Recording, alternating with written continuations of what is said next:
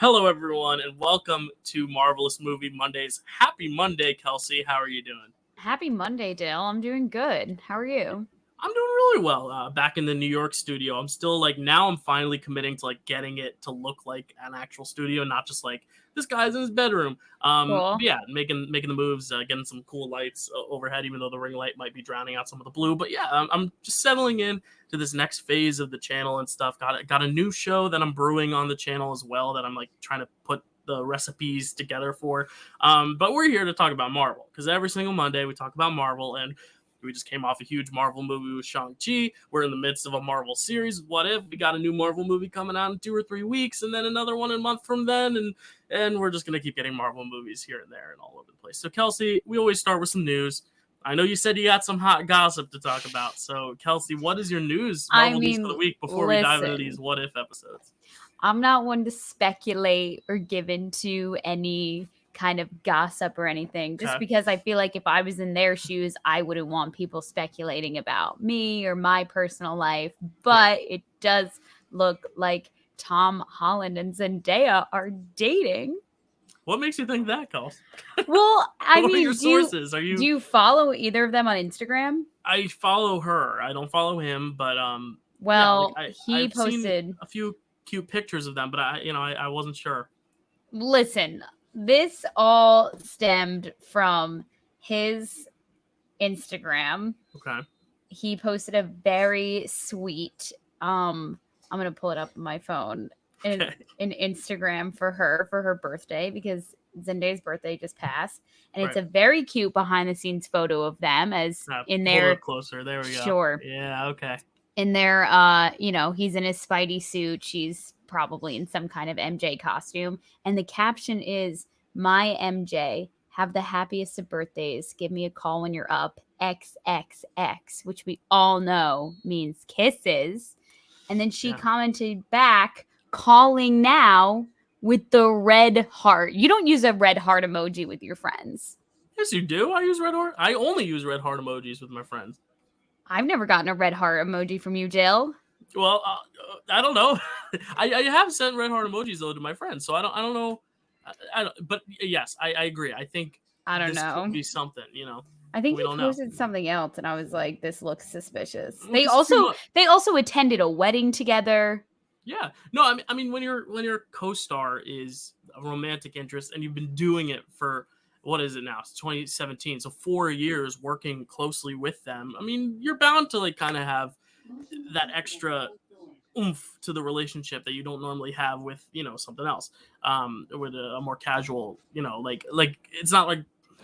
I'm trying to think of comparisons, but I can't. Like Brie Larson and Samuel L. Jackson, they did one movie together, and it was that, Okay, but they weren't romantic interests in Captain Marvel. True. Yeah, well, that's what I'm saying, though, is because Zendaya and Tom Holland are romantic interests in the MCU, and they've been in a lot of movies together as romantic interests, there's got to be a fondness for each other, kind of like Gwyneth and Robert Downey Jr. probably have, even though there's nothing there, But I'm with you. I'm rooting for it. Totally rooting for it.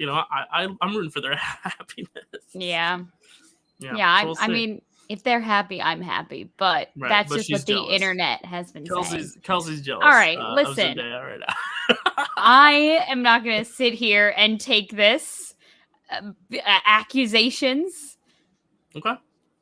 I can neither confirm nor deny whether or not I'm jealous. Yeah. Kelsey's very happy for Tom that he's choosing someone that isn't her. Okay, sure. Anyway, my news of the week is actual news. I love your news. It's great. But my news has to do with Shang-Chi. We just saw it. We just reviewed it. Go check it out. Top right corner if you haven't yet.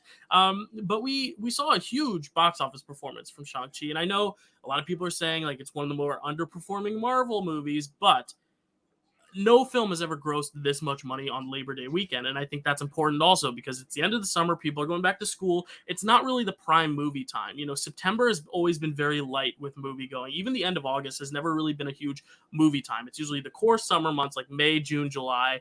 And then we see a lot like November, December with the Thanksgiving and winter movie seasons. Those are the big movie going times. So for Shang-Chi in early September to gross as much as it did in one weekend, a 4-day weekend, it grossed $94 million. It was huge. And I think this is kind of affirming the points that Scarlett was making in her lawsuit of like, hey, these movies are still performing in theaters. Like, if we had put this only on theaters and not on Disney Plus, I'd probably be making a lot more money. So it makes sense that you give me a lot more money, because a lot of the grossing is going to Disney Plus. I think this only shows that people still have the interest of going to the theater to see these movies. And it's big also for Asian representation to have a movie that is such a big box office juggernaut.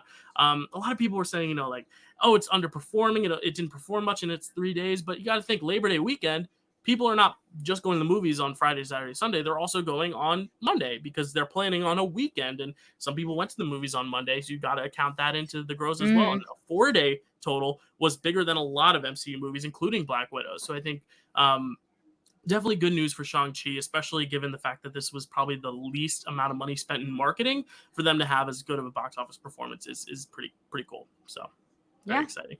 Yeah, so now let's get into that's all the boring stuff, the box office numbers. Now let's get into the fun stuff, and that's What If. Last week, of course, we reviewed Shang-Chi, so we didn't get to do the Doctor Strange episode of What If. We saved that for today. I kind of like doing these like double feature What If episodes because, the What If episodes are so short, and, we don't go scene by scene by scene breakdown like we did with WandaVision, dissecting every little ounce of it. So it's nice to kind of just put them both in one episode. We're going to be doing that again in 2 weeks. We're going to be talking about the next 2 episodes together. That's going to kind of be our format with What If. It's like every other week we'll talk about 2 episodes of What If together, because that seems to be a pretty good rhythm we're going in. But Kelsey, this first episode we're talking about is the Doctor Strange episode, which is the longest title, so I'm going to need you to reiterate and refresh for my brain what that is. I wrote it down. Yeah, and of course a synopsis. You always give one. I got you, Dill. It's What If episode 4. What if Doctor Strange lost his heart instead of his hands? That's right. Here's my synopsis for this one. When Dr. Christine Palmer attends the award ceremony with Doctor Strange, the car accident that injures his hands proves fatal for her. Therefore, Doctor Strange uses the time stone to do anything he can to bring her back. Yeah.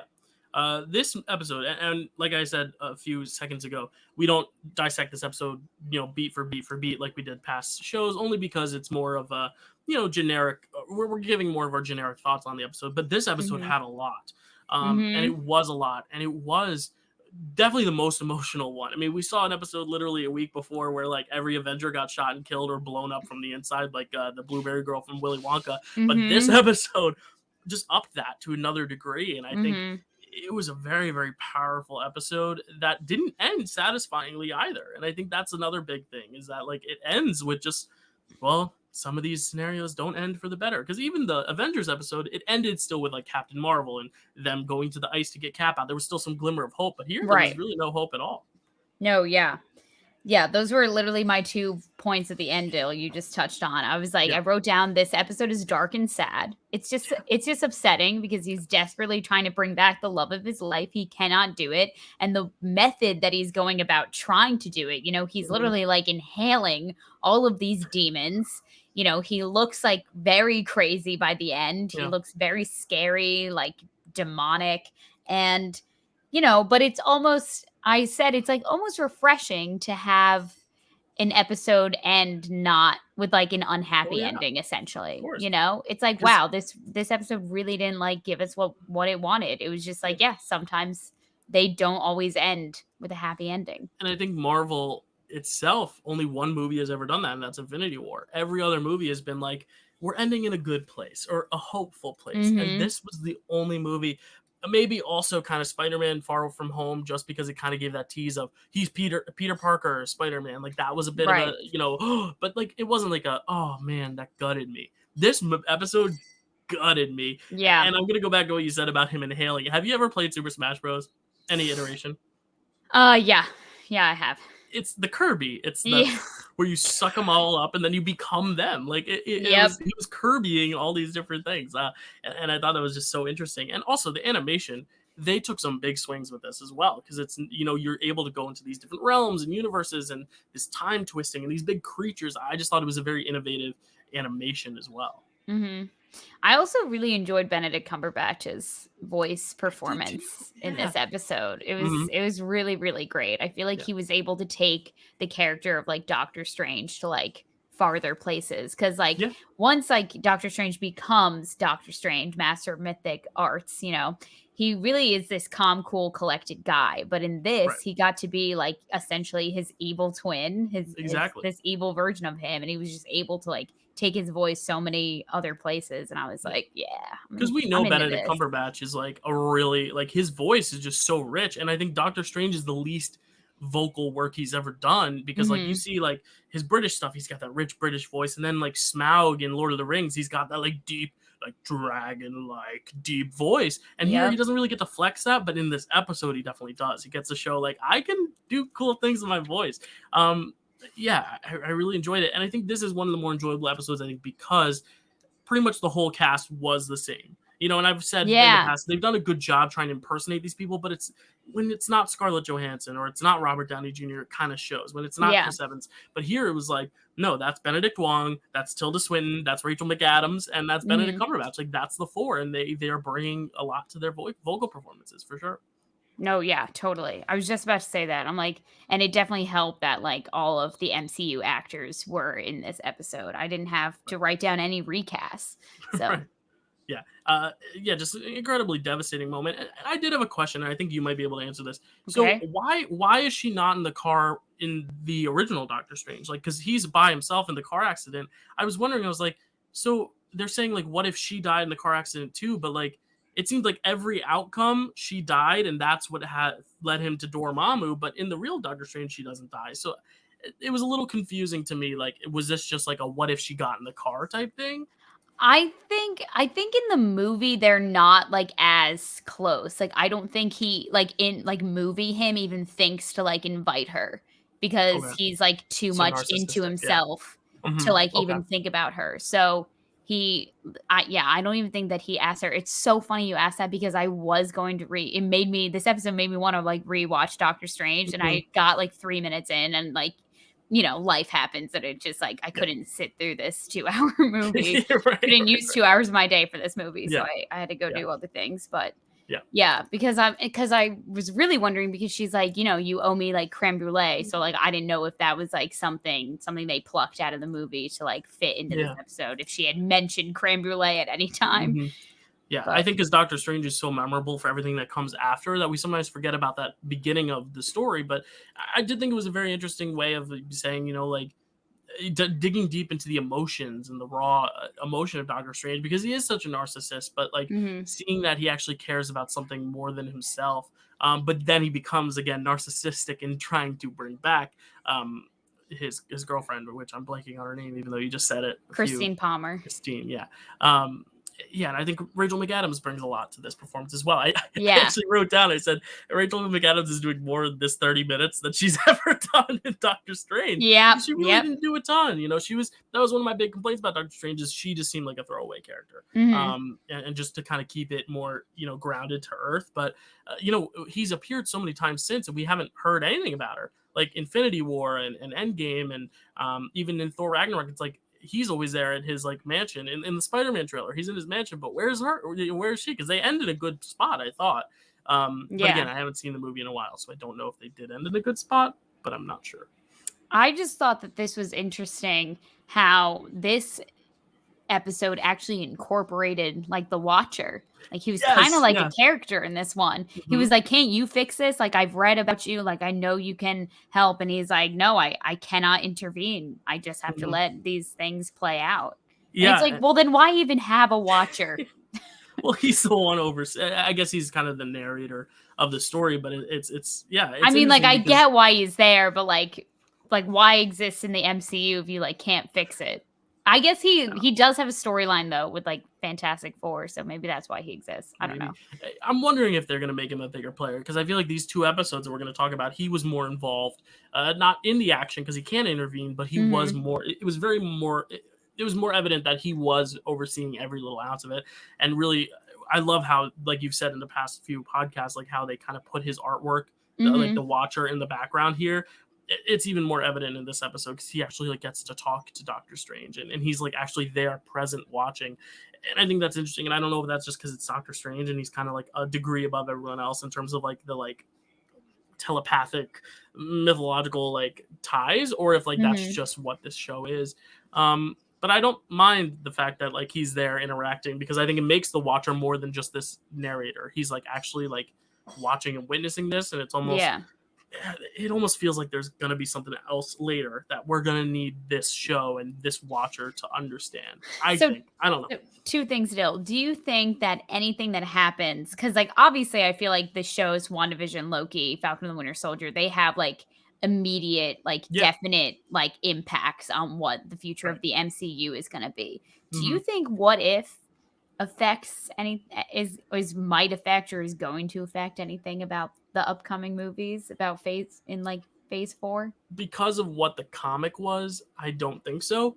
Okay. But because they were just kind of its own thing, like, oh, let's do these fun what if stories. But the only thing I think they could do is spin off other little what if series, and it's like, let's take this alternate timeline and like go with Captain Carter, or like let's do a whole series of, you know, like this zombie invasion and kind of like see what happens next after that. Like I could definitely see that, but I don't think it's gonna be like, you know, we get back into the regular MCU and now like there's all of a sudden zombies, or there's all of a sudden, you know, this evil Doctor Strange, or, you know, Christine's dead. Like I don't think that's gonna come into play, but who knows? I mean, everything in the Marvel universe has been kind of tied together, but I think also because it's animated, I think it kind of, that was their way of saying this is its own thing, and we want to kind of just put our effort into telling these stories and not necessarily need to make something that's tied into it, because it also doesn't have the same aesthetic. Like the action is much different as well. So I mean, I'm specifically really talking about this Watcher character just because, you know, for some reason TikTok has, you know, obviously I see a lot of like MCU based content and Marvel based content on my For You page, because obviously,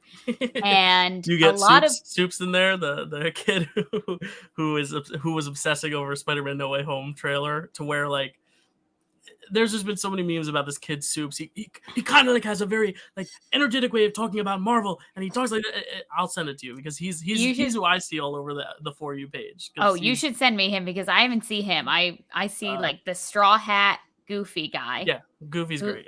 Yeah, he's great. There's this guy, and his name is like Charlie. He makes a lot of MCU content. I think his whole thing is MCU. Like that's his whole page. He was actually in the Spider-Man No Way Home trailer. Oh, cool. He's like in the movie. I think they like found TikTokers and like put them in the movie. I'm like, that's crazy. I mean, you had the guy on the bus in Shang-Chi filming the whole thing. I mean, like you can kind of tie it into regular present day, I guess, if you wanted to. Anyway, as you were saying with TikTok. Anyway, so they have just been pointing out to me of recently how some actors or like some characters in the shows. Oh my God, Jill's mic almost fell down. No, it wasn't loud. It happened though. It for sure happened. Good thing you're getting a new mic stand. So I've seen some TikToks recently where some characters from the show, specifically WandaVision, and I think there was a moment in Loki where Vision like looks into camera and he's like looking down the barrel almost as if he's looking at us. And then there's a moment in Loki where Sylvie like looks into camera. And we're like, oh my God, why are all these characters kind of like breaking the fourth wall? And I'm like, is it because they are watching the Watcher? Maybe. Yeah, who knows? Are they going to tie him into this? I don't know. And Jeffrey Wright, I mean, he's a great actor. I'd love to see him actually act in the MCU, not in animation form. It would be great. I don't know.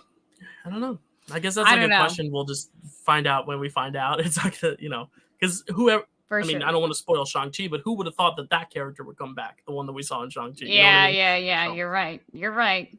Especially the caliber of actor they were. All right, so thoughts. 2 Easter eggs. Yeah. I was gonna say Easter eggs, and then I'll ask my question of. Let me ask my question first. Okay. Is this a better version of Doctor Strange than what we got in Doctor Strange? Like the plot or like the character of Doctor Strange? No, I'm like the story. Like, is this version of the story better? Like, because we talked a little bit about how like T'Challa is Star-Lord, like we like that better than like Star-Lord is Star-Lord. But then like Captain Carter, it's like, oh, we kind of though like how it played out though with Captain America. So where do you stand on this one? I mean, it's interesting. It's interesting because it's one of those things where you can totally see where he's coming from. Like, obviously, like, I feel like if I had the control of time in the palm of my hand, I would also do anything and everything that I can to like bring back the person that I love, you know? Mhm. And I think it would just be so. I think that back in 2016 when Doctor Strange came out, I don't think we would have been like ready for a story like this. I Mhm. think that it would just been so visceral and so Right. out there that people would have been like Doctor Strange needed to be what it was so we could just introduce the concept of like these stones to begin with, even though In they were time, yeah. talked about like Mhm. throughout the series or like the movies. Like his was the first movie where it was like the forefront of the movie. We saw it in action. We saw Sure. him like learn how to use it, like why it was important, why he needed to protect it. And if he just like right off the bat were introduced to this stone and then boom, he's using it time and time again to try to save this person, I think it would just be kind of sad. I think we would Yeah. walk out of the theater feeling like a little like, Yeah. Yeah, I oh know. God. Kind of like I Infinity just War. Yeah. I'll admit I don't think even get me started. this is a much more compelling story, I think, than Doctor Yeah. Strange. Because Doctor Strange is like kind of the Iron Man thing. He gets injured and he has to use like these powers or this new technology in Iron Man's case to kind of rebuild himself, and he Right. learns as a person how to be better. Um and this is just like deep. Like Yeah. yeah, I think I prefer this as a story. Obviously the way it works out in the MCU is better because now we have Doctor Strange to our, in Thor Ragnarok and Spider-Man and Infinity War, like he's just there and ready. But there's something about this story that was just so compelling, and I would have. Yeah. It's just such a more interesting story to me. But again, like in the grand scheme of the MCU, I'm probably glad what we did get. But I mean, this is really cool.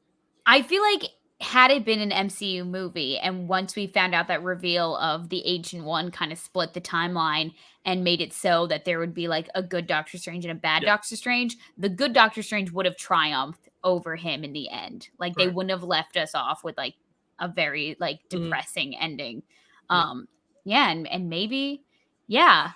You know what, Dill? I'm kind of agreeing with you If now. anything, though, they could have just Okay. made this the Doctor Strange sequel. Like they could have done a second movie where she dies, kind of like Deadpool 2, Mm. where she dies early on, and the whole movie Oh he's trying yeah. to use the time stone to go back and get her, but then like it ends up changing this outcome, and it makes an evil Doctor Strange. They could have like made this its own movie, but instead we're just making it a multiverse movie, so it's gonna be just another Avengers movie because you're bringing in Wanda and Spider Man and all those things. But I think this is a cool take on Doctor Strange and what you can do with his character since he does have so much range to his powers and emotions and all that stuff. So, Mhm. um, so what Totally. were your Easter eggs, Kels? What were those little things before we move on to some zombies? Yeah. Oh yeah, Um I just noticed that the like one of the first like demons that he tries to take on is looks very similar to the octopus from the Captain Carter episode that I comes out yep. of the Tesseract. So I'm Hmm. thinking that they're probably the same being.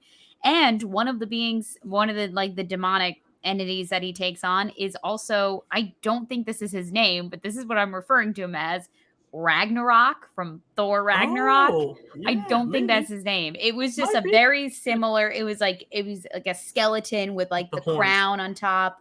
So I was like, "Oh my god, Mm, that's totally Ragnarok." maybe yeah, probably. I didn't even catch that. So now let's go to zombies. Because Yep. I mean, Doctor Strange, it was such a cool take and so emotional, it gutted me.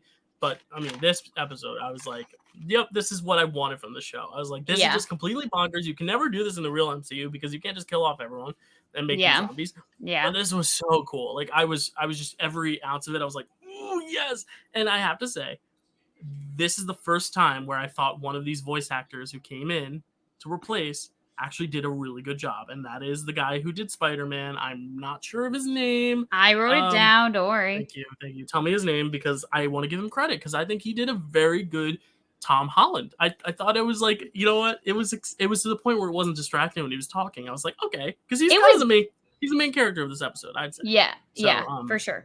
Um so Peter Parker was voiced by Hudson Thames. That's Hudson his Thames, that's his Mr. name. Thames, you did a great job. You He should be did a proud of great job. And him. it was like it was to the point where it was like good enough where I was like, I don't even mind that this is like not even that like spot on. Like it was pretty darn close. But good. even though that it wasn't 100% there, I'm like, he's still doing a good job. So I'm like, I'm into this. It's much better than the Captain America and the the Black Widow and the Iron Man, I thought. Okay. But maybe because Tom Holland does have a very specific kind of speech pattern, and because he's a British guy doing an American accent, so maybe this guy is British and he did like an American. Because I just think that might also help, because you're kind of just doing your generic American accent. Rather than your version of an American accent like Robert Downey Jr., who's a very specific way of talking. Right. Anyway, totally. Let's get into the actual episode itself. Kelsey, take it away. So this is What If episode 5. What if zombies? I love the title. That's what it is. There's no beating around the bush with this one. So, when a zombie plague breaks out on Earth in the midst of Thanos' master plan, the remaining Avengers have to fight for survival. Yeah, and that's a good thing you brought up, is it's in the midst of Infinity War. Like, yeah, the fact that like I thought it was gonna take place, like if anything, like around like the first Avengers movie, like 2012. I'm like, no, they put this right smack dab in the middle of everything like falling apart during Infinity War. I was like, that's bold. Yeah, and I think it's also because then you can use the most Avengers to your expense. You know, like you can kind of take everyone, because the only ones you really can't use. And they even use Ant-Man because he's on house arrest, and so is Hawkeye, and they were in it too. Like, you could use everyone except for like Captain Marvel, and even then, Captain Marvel, if a zombie was coming at her, she'd shoot off into space. And you don't use the Guardians because they're not technically there yet, but who cares? I thought this was really cool to set it then, because then you also, we're not going to talk about the ending right now, but like it comes back around to be like, oh yeah, you forgot there's still the Thanos thing going on. Yeah, and that's what I love so much. We'll get there when we get there. But what do you think of this episode?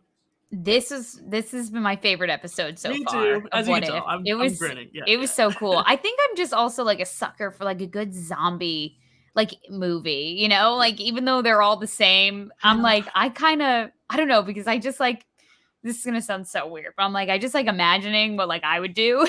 Oh yeah. And I'm like, oh god, like this is where I would go. This is what I would wear. Like when my mom and I got into The Walking Dead, it was the end of season 3. And we binged the first 2 seasons on Netflix, and then we bought, because back then there was no season 3 on Netflix because it was currently airing and we didn't have the on demand. We literally bought all the season 3 episodes, finally caught up and watched the season finale of season 3. And I remember that we took 2 weeks to binge the whole thing, 2 seasons and 3 seasons basically.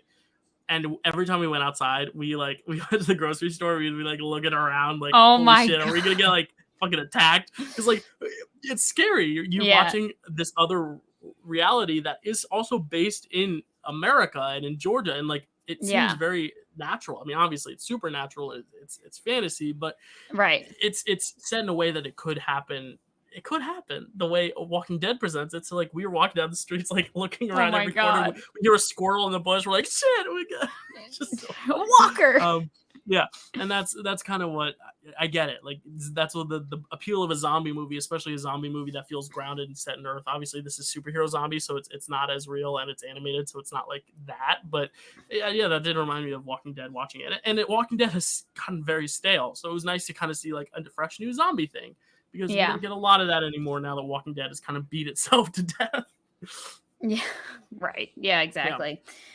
So I just thought, and I also thought that it was just like a very like random collection of remaining Avengers. Like I thought that, I was like, wow, like this is the group, this kind of like the group that like, it's kind of like the what if like this group didn't get dusted and the other group like did kind of thing. Yeah, because the people who get zombified are the Hawkeye, Iron Man, Cap, Black Widow. Yeah, the only one of the original Avengers who's there is Hulk. And Thor is nowhere to be found either.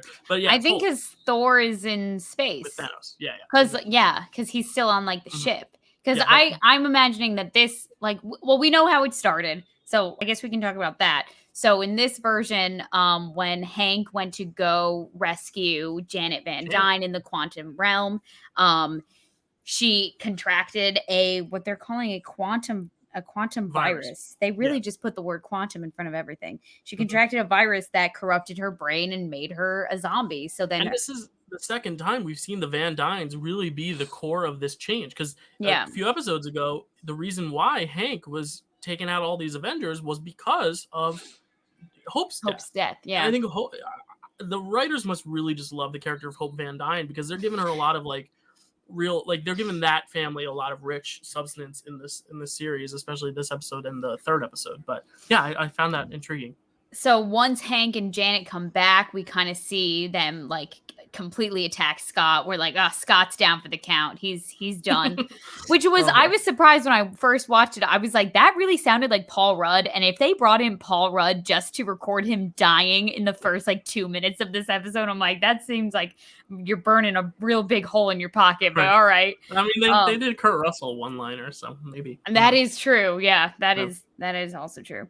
So then she contracts, is that the word you said? Yeah. Contracts, yeah. You said contracts, but contracts, same word, yeah. She infects. I think that's the word I'm looking for. Janet ends up infecting like the entire like Pacific Northwest. And then we see that the Avengers like go to respond to the threat. And we see that the Avengers that are there are Hawkeye, Nat with blonde hair, Steve, Tony, and T'Challa. T'Challa's in this gang of misfits, and I'm just wondering, because I'm like, well, I guess they all kind of got over their Captain their Civil War beef, because I guess when there's a zombie plague, that's you kind of have to push whatever you're going through with your friend aside to like, you know, respond to the threat. Yeah. And I love the reveal of how we see the zombies too, with Hulk kind of being, with Bruce kind of being that eye into it, and like seeing, oh, thank God they're here to save me, and then you see them all just start to eat them, and you're like, oh shit, Squidward's being eaten, and I don't think Tony likes calamari that much, so like I was like, this is crazy. But he's like, guys, I think that's kind of overkill. I think you've done it. Yeah, like, Tony, man. And we also see a lot of the Cape. The Cape is the star of this episode. I literally wrote down the Cape is the unsung hero in this ep. He comes in and totally saves Bruce Banner. So then we see the first 6 Avengers. We saw Tony was infected when we had that scene play out from Infinity War. Then I guess we see Tony, Doctor Strange, and Wong are the ones who are infected. Well, I'm just saying, like, I think the first of the 6 on like the West Coast was Cap, because we see Hank lands on Cap's neck and infects him. Yes. And I was sitting there thinking, I'm like, well, wouldn't the super soldier like help him out a little bit, or would he just become like a super zombie that like can't I think that's die? what it is. I think it's if you have any blood in you, like that just becomes infected, because we see at the very end there's a big guy who gets bit as well and is a zombie at the end too. So I think it really could happen to anyone. Yeah, you're right. You know. So then we have this delightful orientation video made by Peter Parker. Yes. And he kind of introduces. So far we've seen that are alive is Wasp, Peter, and Hulk. So he introduces us to the rest of the gang, which is Happy. And Kurt. You're getting there. I'm getting there. So then he introduces us to the rest of the gang, which is Happy.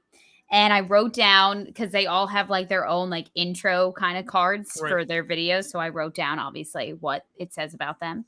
So it says he gave them all nicknames, and Happy's is Happy, Never Actually Happy Hogan. His skills are driving, coffee, and boxing. Oh, interesting. Then we get introduced to Kurt, which I love how Kurt was incorporated in this episode. I did too. He was making me chuckle the whole time. Did you see the Suicide Squad yet? No, I didn't. Is he in it? Well, David Dastmalchian plays the Polka Dot Man. So yeah, I think if you see the Suicide Squad, you're gonna really enjoy that character, because it's him. It's David Dastmalchian. Yeah. Okay. Well, then I gotta see it. I also like want to, because it looks very good. Yeah. So Kurt is the resident weirdo.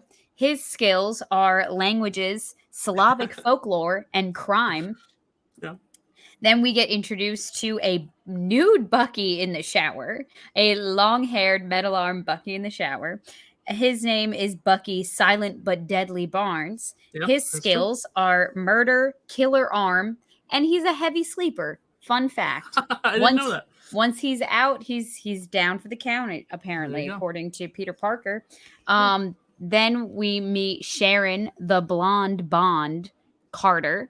Her skills are spycraft, first aid, and eulogies, which I thought was kind of sad, because don't bring Peggy into this.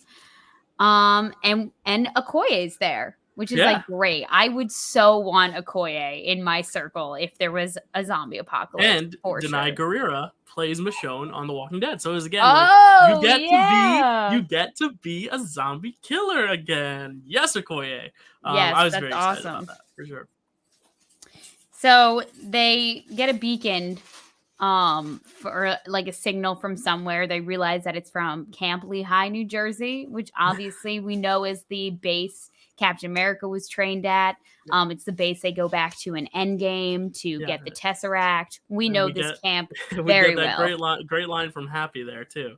He's like, yeah, a little dig at our home state here for me and Dill. He says, just when you think things can't get any worse, now we got to go to Jersey. Yeah, it reminded me that I'm rewatching The Sopranos right now, and in season 2, there's an episode where Christopher he wants to make a mob movie and a base around his life, so he goes to the set of Jon Favreau making a mob movie on set, and he's playing himself in The Sopranos. It's one episode, not like you could probably watch it and not know the rest of The Sopranos and still enjoy it, but it's him going to the set where Jon Favreau's there, and he's teaching Jon Favreau all these like Italian like Jersey isms, and it's so funny. He's like, yeah, pukaka, yeah, it means the C word and all this stuff, and Jon Favreau's like, oh yeah, let's use that. Like, it's just so funny because it's a young Jon Favreau too. It's like 2000 Jon Favreau before Elf, before Zathura, like all those movies. Like it's just so funny because it's also Jersey and it's Jon Favreau. It's amazing. So if you have any interest, anyone listening, like go check out that episode. It's called D Girl in The Sopranos season 2. It is awesome. Just seeing a young Jon Favreau. This Jersey line though really made me think of it because I was like, Sopranos. I love that. So then one by one, our heroes start being taken out by some of our other zombified heroes. So Hawkeye shows up, he takes out Happy. The Falcon shows up, and in a very heartbreaking loss, we see that he does go after Bucky. Okoye rips him in half. And she's like, I know that was your friend, I'm sorry. And Bucky's like, I should be upset, but I really am not. Because that's also before the Falcon and Winter Soldier, so we haven't seen that real bond, you know? Right, exactly. The Cape shows up to save Peter.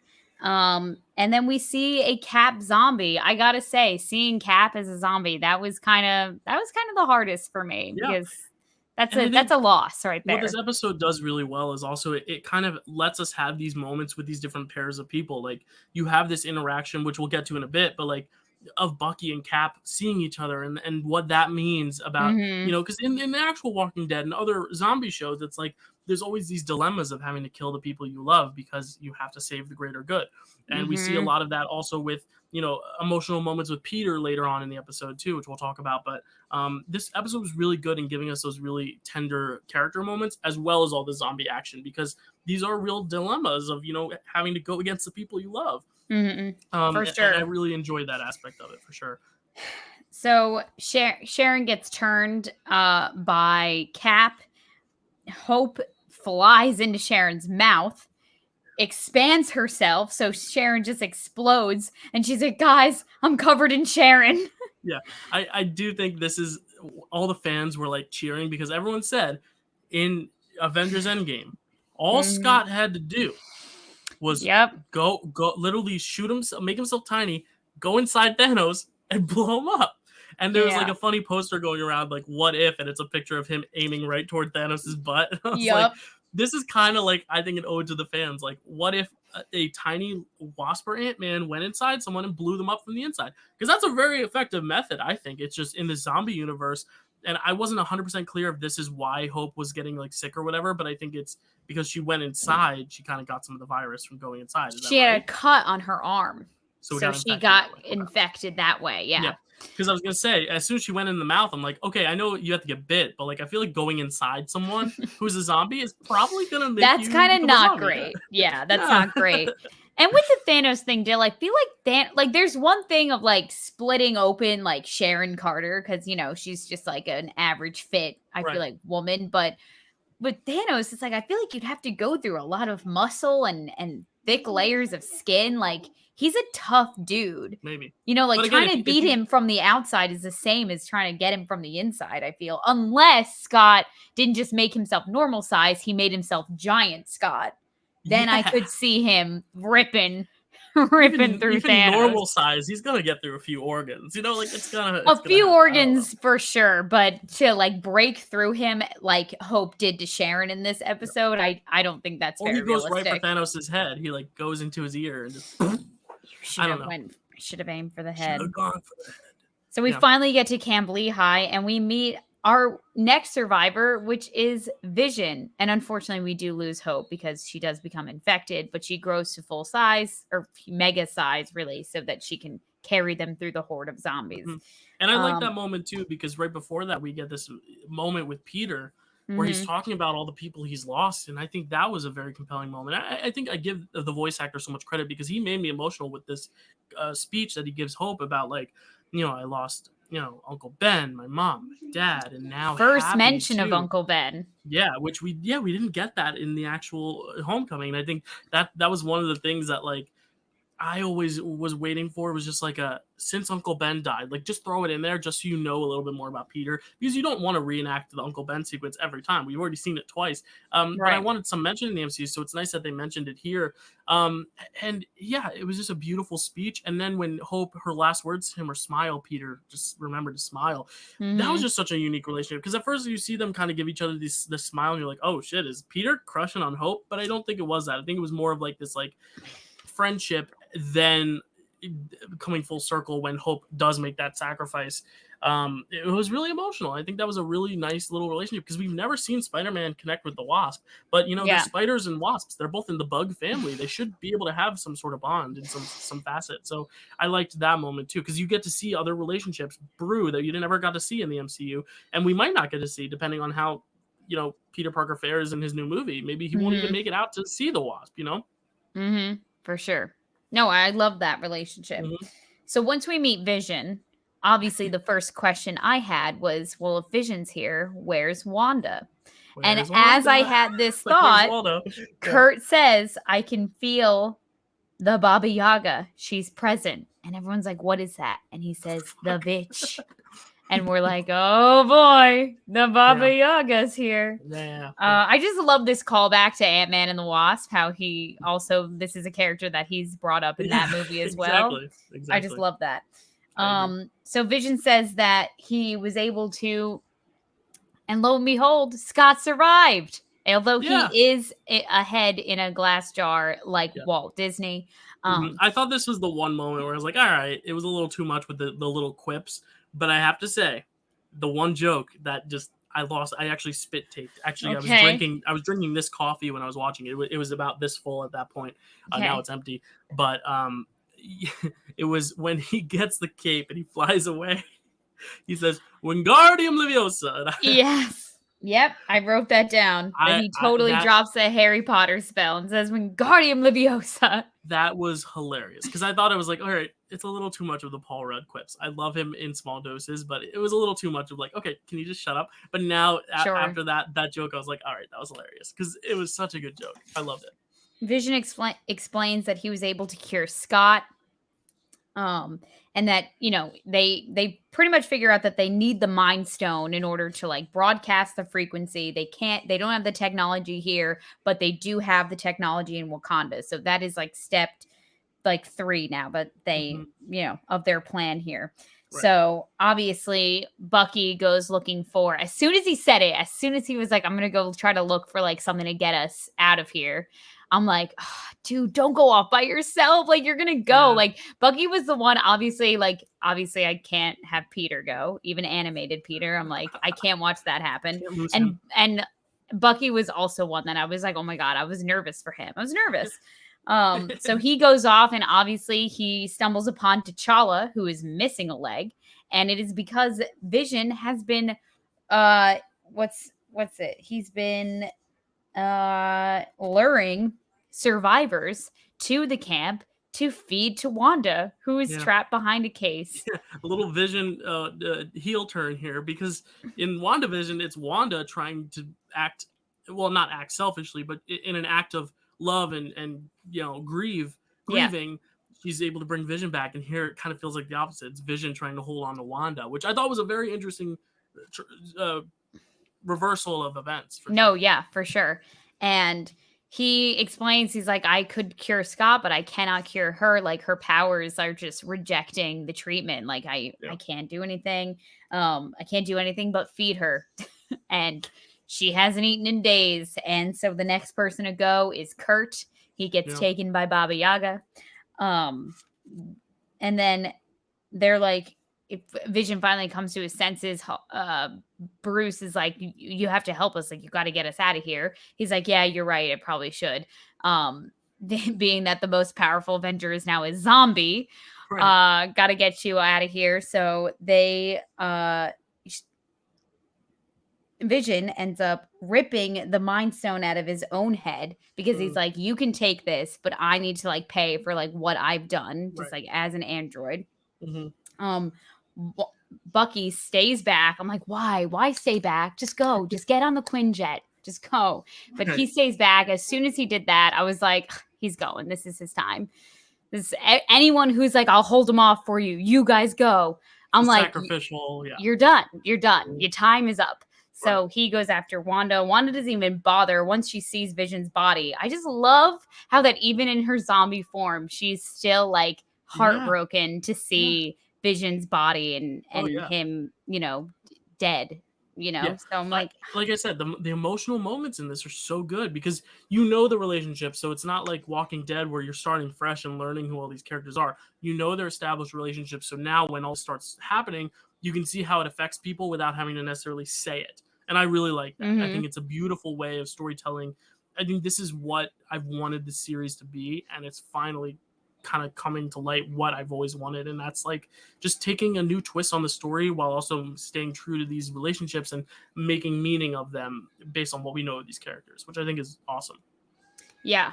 And before she just flings Bucky into like, I'm assuming is a sea of zombies, she actually gets Okoye. So we lose Okoye as well. We lost Kurt, Okoye, now Bucky. It's all happening too much, too fast. We see an awesome moment where the Hulk actually protects Banner from getting bitten. And I was like, well, that's cool. That's a fun party trick to whip out. Just like turn a portion of yourself like superhuman. Now the big guy shows up. Yeah, exactly.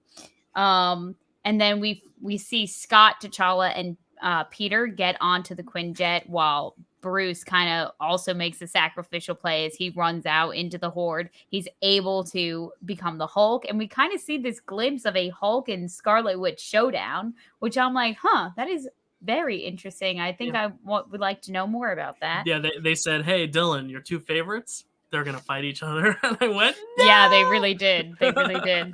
Yeah. Peter is kind of like, as he is like indoctrinated into the Avengers in Infinity War, he also has the same moment here, except not with Tony, with Bruce, where he says, well, he's like, I can't lose any more of my friends. And Bruce says, well, then avenge us. And he hands him the Mind Stone to go to Wakanda with Scott and T'Challa. So they fly off on the Quinjet. And I would just like to point out, this was something that the internet was freaking out over, but obviously we don't know if this is the last episode we're going to see T'Challa in, but this was the last line of the episode, being that it was voiced by Chadwick Boseman. It's almost too perfect of a last line, but it was, in my culture, death is not the end. They are still with us as long as we do not forget them. Yeah. And it was interesting because I didn't expect to see him because they were making such a big deal in his second episode. Like, this is the last thing he recorded. And I'm wondering if maybe he recorded this first, and that's why, like, the second episode is the last episode. And because he passed, they were like, let's make this episode second. Like, let's start off with, like, Captain Carter to rope people in, and then let's do T'Challa. Because of that, because I was not expecting to hear him again, because I was like, I had already made peace with the fact that was the last time I was going to hear him, and now to hear him again, I was like, oh man, like, I'm so blessed, like, it's so great that we get to hear him again, but it's also like, oh, how many times do I have to say like goodbye to this character? So I'm wondering, maybe he will end up in a few more of these episodes, because maybe the second episode was the last thing he filmed or recorded. But, we know this series is his last. So, again, it's like savoring all those little moments of him, because this was the last thing he ever did. Exactly.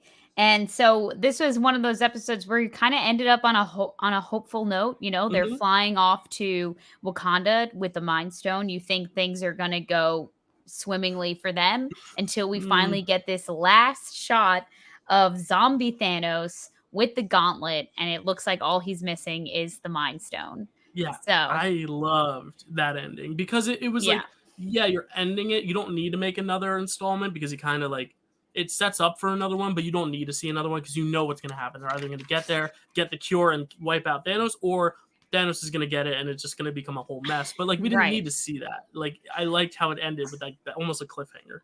I don't know, Jill. I was like, that's it? That's it? Like, no, like I need to like I honestly could have watched the rest of like not Endgame, but like the watch of the I could have watched the rest of Infinity War play out with this whole like extra layer of like zombies with Yeah, like Peter Scott and T'Challa. And then like obviously we would have gotten there and like Shuri would have been there and like everyone. So I was like, oh my maybe God, like I Thor would have wanted shown up yeah, with maybe Thor Rocket would and have Groot. Yeah, exactly. I'm like, I needed more. I needed more. I yeah. wanted more. I was I, like, this is I'm the only one that ended, and I was like, yeah. really? Like, oh, I think you could do a whole second season of What If with sequels to all this. You could do the Captain Carter sequel. You could do, well, you can't do the T'Challa one obviously, but you could do the Avengers Hank Pym storyline continuation with Nick Fury now starting with Captain Marvel and Captain America. You could do a mm-hmm. Doctor Strange extra one, but I think that ended in a pretty good place, so you don't need to do another one. But this one, you could definitely do a sequel where they get to Wakanda and then it's the three of them, T'Challa, I mean, obviously you wouldn't have him speak, or you would try to find a way to kill him off early, unfortunately, just because you don't have the voice actor. But you then have Spidey and Ant-Man, the head of Ant-Man, going up against and the Cape, going up against Thanos and any other zombies, and then you have Thor and the Guardians come in. Like that could be its own thing, and I'd like to see that if they ever do a season 2. Is like, what if the zombie cure? What if the Mind Stone gets to Wakanda, zombies too, or something like that? Like because they could make a sequel. Yeah. Like it ends in a place where it's like a cool cliffhanger that you don't necessarily need to see what comes next. But if they did do something next, like they could definitely do it. I think It was, and another thing, it was almost kind of like comical seeing like a zombie Thanos with the gauntlet as if this is still his priority, like collecting the stones. I'm like, you think once you're zombified, your one priority is, oh my God, I need something to eat. Right. Well, that was what was so interesting about this episode is that the zombies all had their powers. Like Hawkeye was still shooting the bow, and Mm-hmm. Iron Man was still using his hand, and the Cap still carried the shield. Like it was just them, just zombified. So they basically are void of any of their own feelings and stuff, but they're still fighting the same. And I thought that was very interesting. It's almost like the Taskmaster, what we thought it was going to be, where it was just like replicating each person's fighting. It's like these zombies kind of adapt the style of fighting, even though they're like Mm-hmm. kind of brainless now. I thought it was very interesting. I think that's a cool way to take it. So it's not just like Iron Man going like this. It's like Iron Man going like this, but also like Yeah. it's really interesting, and I like that choice, and I like how like Thanos still was able to get the stones even as a zombie. Crazy town. Crazy. I was honestly hesitant when it came to like in the trailer we knew that somewhere down the line we were going to see a zombie episode, and I was like, I don't know how they're going to do that. Like it's just Right. going to be so silly and like off-putting and unrealistic that I don't think it's going to go over well. And I'm like, I really enjoyed this episode. Yeah, I and thought they did a really good job. they justified it well too because it makes sense. Like Janet's been in the quantum realm for how long? Something could go wrong. Like it's the For quantum sure. realm, and Exactly. if a small little virus gets in there, yeah, definitely. Like it did make sense with the story, and that's what I really liked. I think this is definitely my favorite episode so far, and I don't see anything topping it just because it's so out there. Like this is something you can never do live action because this is back in time. You really don't want to make another movie. Like what it. It's not in the timeline, but B also I think the budget too. I don't see them funding a whole zombie project also because this is a family show, and like if you're doing real zombies, not animated zombies, or not show but series franchise, Mm-hmm. I think it'd be hard to sell it. I think Deadpool's already going to be a tough sell because how do you fit Deadpool into the MCU?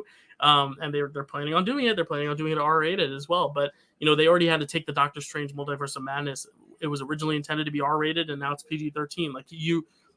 I think there's a lot of like not censoring, but like dumbing down some of the horror or the profanity or any of the R-rated stuff that like I just don't think the MCU would ever venture into zombies. But who knows? They did it Mm-hmm. here, so who knows? But I have a some really good Easter episode. eggs. Do you want to hear Yeah, them? please. Of course, I'd love to hear them. Okay. Well, I was just checking. So at the beginning of the orientation video, we see Happy wearing a shirt saying, "I'm not Yes. single. I'm saving myself for Thor," which Yep. I love how not only in this episode, but in the episode where Hank kind of killed off all the Avengers, there was still like this motif of like fawning over like Thor. They were like, "Oh my god, like this guy who's invading the camp Right. like is gorgeous and has great hair." And he's Mhm. like, "Phil Coulson, like what?" And he's like, "No, that is an accurate description of this man." Like there's kind of this been like uh people are thirsting over Thor in this series. I don't know, the writers must really like Chris Hemsworth. So Maybe. Or they're setting up for the fact that, like, hey, just remember, Thor's still up there. Thor's still in space, and he's coming. If we do Zombies 2, he's landing mm, in Wakanda. So maybe that's also what they're kind of doing, is they're teasing that. Who knows? maybe we'll see. Oh, my other Easter egg was that they were going to Camp Lehigh in New Jersey. Woo-hoo. um when Bucky and Cap have their showdown, which Uh-huh. I would like to point out, seeing Bucky with the shield, that made my heart so happy. Even if it Yes. was short lived, I was satisfied, to say the least, to see Right. him with that shield. Um, we hear after Bucky unfortunately has to kill Cap, zombie Cap, I should say. He says, "Sorry, pal. Guess this is the end of the line." Obviously, making call back to their iconic, "I'm with you Right. till the end of the line." Yeah. Line. Very sad. um, Very sad. Peter mentions Uncle Ben in his like huge speech about why he's so optimistic, which we talked about. Scott says Wingardium Leviosa, which I thought So obviously we good. both found very hilarious. My favorite line. Favorite line. And last but not least, the imagery of Vision obviously ripping the Mind Stone out of his own head was very reminiscent to Thanos doing that for him in Yeah. Infinity War. Yeah, So we see that creepy Vision corpse again that I never wanted to see, but we saw with again. the white Um, eyes. Yeah, so obviously our favorite episode so far. Next time, I don't know exactly what's coming down the pipeline, but I did say at the top that we are going to pair these What If episodes together because it kind of allows for a longer discussion rather than like two shorter discussions. You know what I mean? Sure. So next week, we are not going to talk about the MCU at all because we have Venom 2 coming up. We're going to do a Venom retrospective review. So we're going to rewatch Venom and then come here and talk about it. Kelsey, have you seen Venom? No, I have not. Okay. You have seen Spider-Man 3, but this is a totally different Venom than we've seen. Not Topher Grace. We're not going to talk about that because that is probably the worst part of that movie. Even though I like Spider-Man 3, I think Venom is the worst part of that movie. What? Do you have a disagreement? I like Topher Grace. I think Okay. he did what he could with that role, but I Okay. understand Yeah. why he was, not everyone's favorite. At least of the villains, I think he's the weakest written villain. Like it's like that Sure. extra element that you don't even need to add. You can have the Sandman, you can have Harry Osborn getting revenge for his father, but you don't need that Venom on top. But I get it. That's Right. another conversation for another day. But Venom, we are going to talk about Venom, the Tom Hardy Venom from 2018, I believe. Yes, 2018 next week. And then the week after, we will cover episodes 7 and 8, right? No, 6 and 7. We will be covering episodes 6 and 7 of What If. And then the week after, we will be here with our Venom review for Venom Let There Be Carnage, which is the second Venom movie. I have no idea how it's going to be. We've been getting some buzz a little bit from film festivals, but this looks like a very interesting movie. So it'll just provide a lot of good conversation either way. But I'm excited for you to see Venom because it's one of those movies that I think is not that good, but like entertaining and like has a lot of potential. So I'm interested to rewatch it too. Maybe I'll like it more. It has an Oscar winner in there with two Oscar nominees, Riz Ahmed, and then of course Tom Hardy and Michelle Williams, 3 Oscar nominees in it. So Nice. there's a lot of potential for a lot of goodness. So we'll be talking about that next week. Then What If episodes 6 and 7 after that, and then Venom 2 review after that. So Kelsey, where can they find you on the internet? You can find me on Instagram at Kelsey A. Kilpatrick. You can find me on TikTok at Cause13, or you can subscribe to my YouTube channel, Cause Productions. There you go. And you can find me at Dylan_Randazzo at Twitter. I almost said TikTok. Next to it is TikTok at Dylan Randazzo417. And here at the Dill Pickle Movie Network, if you're watching on YouTube. If you're not watching on YouTube, if you're listening to us, we have a great listener base. Come to YouTube. Give us a subscribers there because we want to monetize that channel. But if you're on YouTube and you haven't done the podcast, go to the podcast to help us monetize that. It is monetized, but help us get even more monetization for that. If you're a Marvel fan, if you have friends that are Marvel fans, families that are Marvel fans, send it to them. If you're not really a Marvel fan, but you're still watching What If and you happen to make it this far, 59 minutes in, thank you. Leave us a review on the podcast channel. Give us a 5-star review if you feel like we are 5-star worthy. And of course, like, comment, subscribe on this one. Everyone, this is being filmed the day of 9/11. 2 days later, you're hearing it, but we are also thinking of all the families and friends affected by that, and just New York City in general. It's a beautiful city. I'm happy to be in it, but there's a lot of people hurting today or 2 days ago, so and always hurting because of it. So we're thinking of you, also thinking about all the people who are suffering from, COVID, Hurricane Ida stuff, all the people who've been affected by this new abortion thing in Texas. Like, there's a lot of shit going on in the world, and we are thinking of you. Our hearts are with all of you. Any last words, Kels, before we head out and then start watching some Venom? I think you've said it all, Dill. Great. All right, everyone. I'm Kelsey. Oh, I'm Dill. She's Kelsey. It's early for me. It's actually not early at all. But it's, a lot of stuff going on. Anyway, I'm Dylan. She's Kelsey. We'll see you next time.